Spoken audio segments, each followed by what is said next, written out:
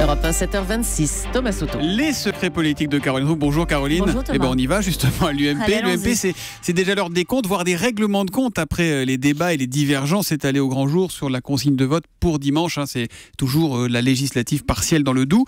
L'info politique, Caroline, c'est que la sortie de NKM, annonçant clairement qu'elle votait PS, a été très mal vécue par Nicolas Sarkozy. Et voici la numéro 2 du parti déjà sur la sellette.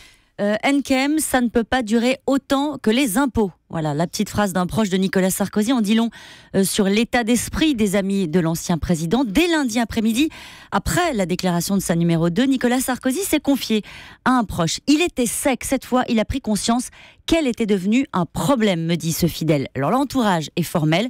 Si elle ne change pas de ton, elle pourrait sortir du dispositif lors de la prochaine refondation du parti. Alors, se détendre, j'ai envie de vous dire, les bons connaisseurs de la Sarkozy relativisent, il va se calmer, de toute façon, il lui passe tout, dit l'un d'eux.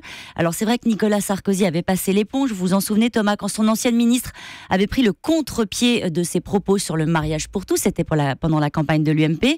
Cette fois-ci, sa numéro 2 l'avait prévenu dès dimanche soir qu'elle n'attendrait pas le bureau politique pour appeler à voter PS. Elle a été fair-play, elle l'a prévenu. Elle l'a prévenu, ça a été d'ailleurs assez tendu entre eux au téléphone. L'explication a été franche, d'ailleurs me confie un proche de l'élu parisienne qui plaide la liberté de ton. Elle n'a jamais promis qu'elle renierait ses convictions, me dit-il. Est-ce qu'elle ne serait pas en train de jouer discrètement dans un coin de sa tête sa propre partition qui l'amènerait peut-être vers les primaires, non ? Bien sûr que c'est son projet. D'ailleurs, c'est pour parler aux militants de l'UMP qu'elle a évoqué. Vous savez, cette semaine, les enfants de Mulhouse qui arrivent soi-disant en retard pour cause de prière avant de se rétracter. Et boulette et excuses. Et excuses. Et les proches de Nicolas Sarkozy, au fond, finissent par penser qu'elle serait moins gênante en candidate à la primaire qui chasse sur les terres d'Alain Juppé qu'en numéro 2, ingérable.